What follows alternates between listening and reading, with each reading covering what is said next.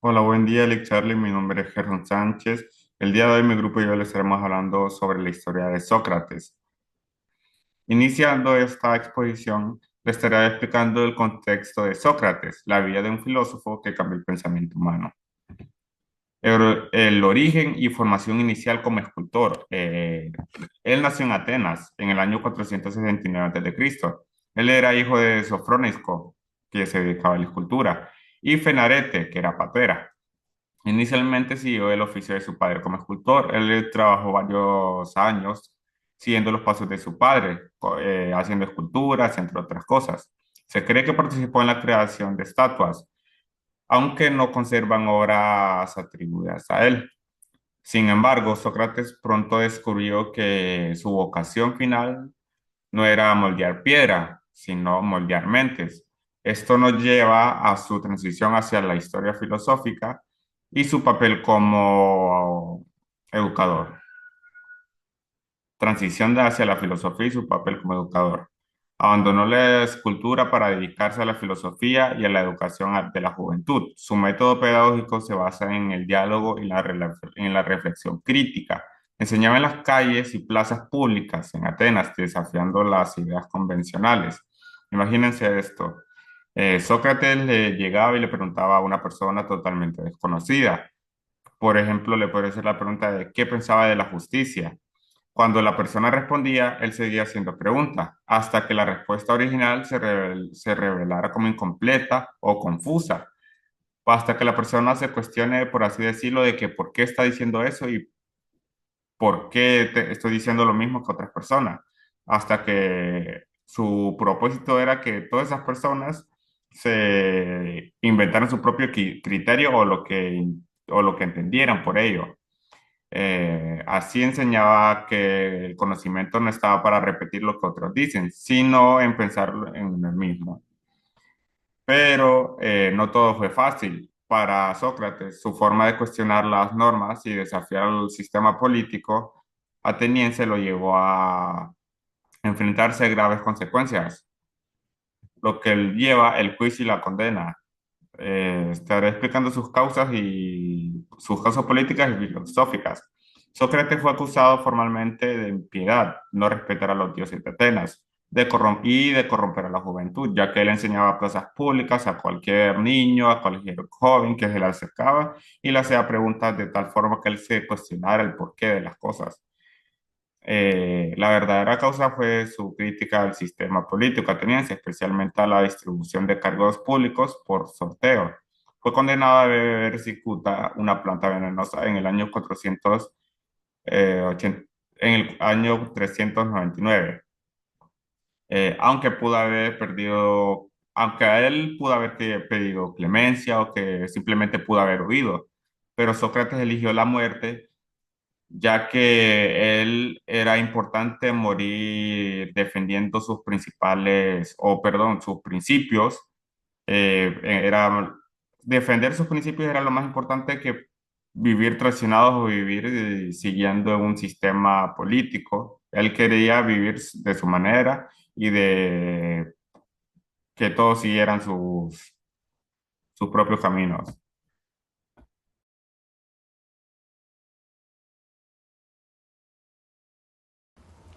Método socrático. Se divide entre la ironía y la mayéutica. La ironía para Sócrates consistía en fingir ignorancia para poner a prueba el conocimiento de los demás. La ironía socrática. Para Sócrates, en sus diálogos solía presentarse como alguien que no sabe nada y a través de sus ingeniosas preguntas que él hacía a sus interlocutores, lograba que ellos se contradijeran, demostrando así la inconsistencia de sus creencias. Sócrates tenía una frase que dice, solo sé que nada sé. Eso ilustraba su postura. No significa que Sócrates no supiera nada. Él lo hacía con la intención de que así las otras personas reconocieran su ignorancia en comparación a a la vastedad de conocimientos que él tenía. Con esto los obligaba a que sus interlocutores examinaran sus propias certezas y dudaran bastante de sus respuestas. Por eso en la ironía, Sócrates fingía no saber que su interlocutor se diera cuenta de sus errores. Sócrates confrontaba al otro con sus propias insuficiencias. Sócrates debatía las respuestas de sus interlocutores para que descubriera que su saber era un conjunto de prejuicios. La mayéutica de Sócrates. La mayéutica para él tenía una frase que decía dar a luz, que eso él usaba a través del diálogo. La mayéutica es la segunda fase del método socrático y significa el arte de dar a luz. Sócrates ponía un ejemplo y comparaba a las parteras, que su trabajo que hacían ellas como parteras es traer al mundo bebés. Él ayudaba a sus interlocutores a dar a luz, pero sus conocimientos que poseían desde el interior, pero de los cuales no eran plenamente conscientes de esos conocimientos. En esta etapa, Sócrates guiaba al interlocutor mediante preguntas que cada vez eran más precisas. De este modo, de este mismo método, él lograba que ellos descubrieran la verdad sin que se imponga desde afuera. Por eso Sócrates llevaba a sus interlocutores a descubrir la verdad, que ellos eran inconscientes. Sócrates utilizaba preguntas ingeniosas y penetrantes para llevar a sus interlocutores a un proceso de autoexaminación, para darse cuenta que ellos eran capaces de hacer preguntas y que todo estaba desde el interior. Sócrates ayudaba a sacar desde adentro la psique aquello que el interlocutor sabe, pero ignoraba saber.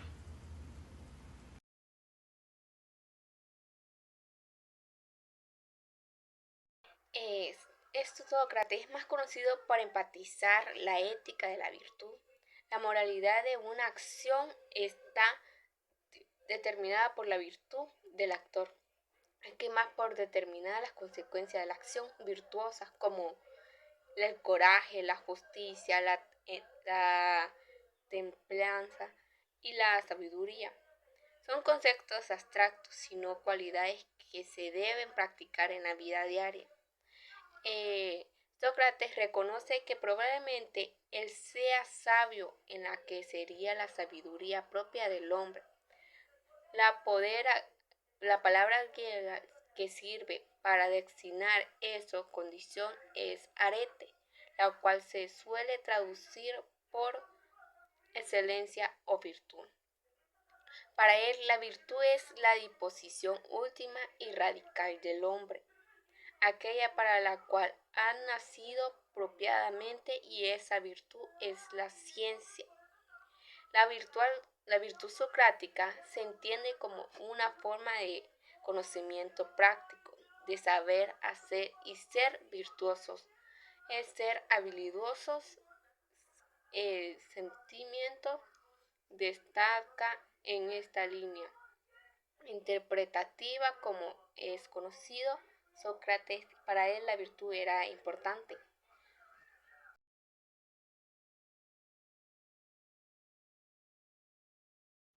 Muy buenas tardes, Universidad Católica de Honduras, alumna Jenny Elizabeth Flores García, asignatura de Filosofía. Tema: la crítica de la democracia ateniense.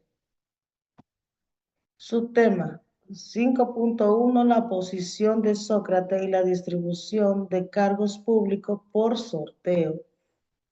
El argumento de por qué de la posición de Sócrates y la distribución de cargos públicos por sorteo es la siguiente, la cual radica en su creencia de que la toma de decisiones importantes deben de estar en manos de aquellos con el conocimiento y la capacidad para hacer el bien, no en personas seleccionadas al azar, sin tener en cuenta sus habilidades y competencias. Su tema 5.2. Las implicaciones filosóficas de su postura. La postura de Sócrates frente a la democracia ateniense tiene varias implicaciones filosóficas profundas que cuestionan la relación entre el poder, el conocimiento, la justicia, la participación ciudadana. Sócrates proponía un gobierno basado en el conocimiento rechazado, la igualdad política, que era promovida por la democracia ateniense. Estas imágenes nos explicó un poco sobre los temas que habíamos hablado anterior. Subtema 5.3 de la tensión entre Sócrates y la sociedad ateniense. Un conflicto inevitable. La tensión entre Sócrates y la sociedad ateniense se debido principalmente a su estilo de enseñanza, su crítica a las creencias tradicionales, su desafío a las autoridades políticas y religiosas. Algunos de los principales puntos de conflicto fueron la crítica a la democracia ateniense. Sócrates cuestionaba el sistema democrático, argumentando que no todos los ciudadanos estaban capacitados para gobernar.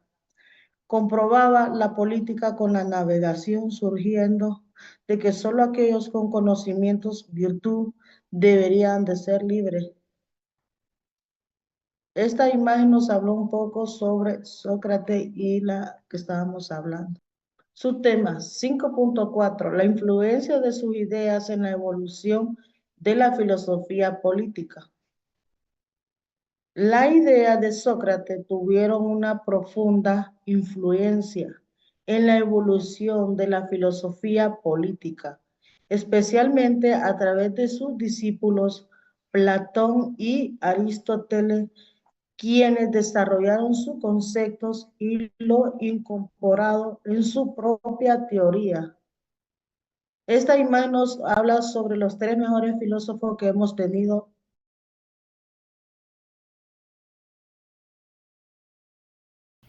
Sócrates como puente entre la filosofía presocrática y los sistemas filosóficos posteriores. ¿Por qué fue tan importante? Los filósofos llamados presocráticos son denominados de esta forma debido a que su especulación era sobre el mundo y su constitución, sobre cómo este mundo se conformaba y cuál era su arjé. Su atención se centraba en lo que veían a su alrededor. No es sino hasta la aparición de Sócrates que la filosofía empieza a preguntarse por el ser humano y los temas que más nos generan curiosidad, como seres humanos racionales, la moral, el bien, lo justo o el alma. ¿Fue Sócrates el primero en girar la atención de la filosofía desde la naturaleza y el cosmos hacia los temas que le competen a la racionalidad y a la moral humanos? Su impacto en Platón y Aristóteles, la herencia directa de su pensamiento. Platón y Aristóteles ambos fueron alumnos de Sócrates, y mientras Platón tomó muchas de sus influencias, como por ejemplo el uso del método socrático, este le dio un giro propio y lo usó de una manera más sistemática. Así bien, desarrolló sus propias teorías sobre la verdad y la justicia. Por otro lado, Aristóteles, aunque admiraba a su maestro, fue crítico de varios aspectos de su filosofía, especialmente de su teoría de las ideas o formas. Aristóteles, al igual que Sócrates, centró su atención en el estudio del mundo material y empírico, pero a diferencia de Platón, sostuvo que las formas no existían separadas de las cosas materiales. La vigencia del método socrático en la educación y el pensamiento crítico moderno. Podemos empezar diciendo que el objetivo principal del método socrático es estimular el pensamiento crítico y la reflexión profunda en lugar de dar respuestas simples. Este método permite desarrollar la autorreflexión y la autonomía intelectual al incentivar a los estudiantes a pensar por sí mismos. Este método se puede ver reflejado en un diálogo entre maestro y alumnos, donde se promueve el cuestionamiento y el análisis de un tema en particular. Reflexiones contemporáneas sobre su ética y su visión del conocimiento. Sócrates utilizaba sus diálogos para explorar cuestiones éticas y morales. Este enfoque sigue siendo pertinente en el ámbito educativo actual, especialmente en la enseñanza de valores y ética moral.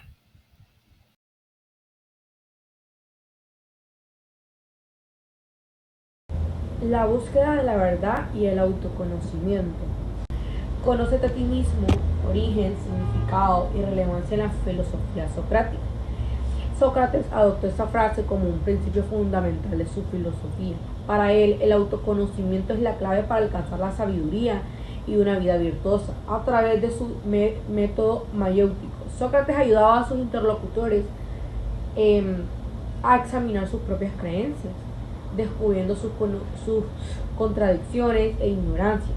Así, el lema no solo provenía, sino también era un llamado a reconocer los propios límites y necesidades de buscar la verdad. La relación entre el autoconocimiento y la búsqueda de la verdad. Para Sócrates, el autoconocimiento es el primer paso hacia la sabiduría. Si una persona no reconoce a su propia ignorancia, no podrá avanzar a la búsqueda de la verdad. Su famosa afirmación es: solo sé que no sé nada. Refleja la idea de admitir la propia ignorancia. Es el punto de la partida para aprender.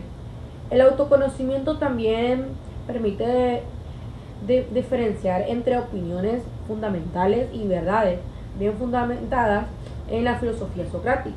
La verdad no se impone desde afuera, sino que se descubre en el diálogo y la reflexión personal. La idea es que el conocimiento de uno mismo es el fundamento de toda la sabiduría.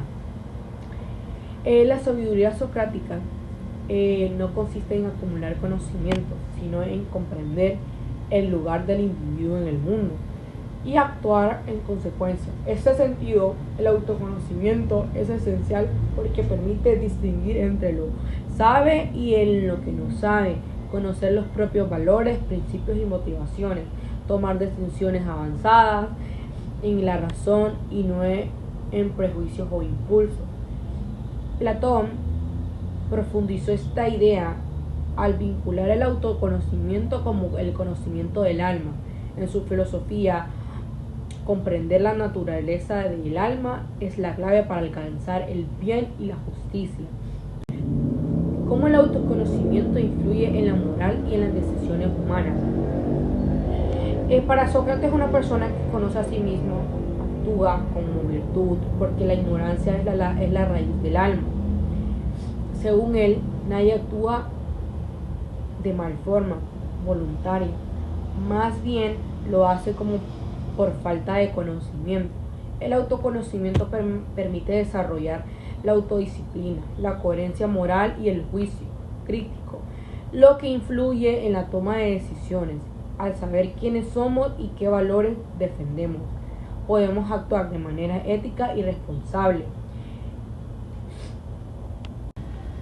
Ejemplos históricos o contemporáneos que ilustran la importancia del autoconocimiento. Sócrates, a través del diálogo filosófico, ayudó a los ciudadanos a examinar sus creencias, lo que finalmente lo llevó a una condena de muerte por corromper a la juventud. Buda, su camino hacia la iluminación se basó en la comprensión de la naturaleza y el sufrimiento. San Agustín, su obra Confesión, es un ejemplo del autoconocimiento en el ámbito religioso y filosófico. Carl desarrolló la idea del proceso de individuación que implica conocerse a uno mismo para alcanzar una vida plena.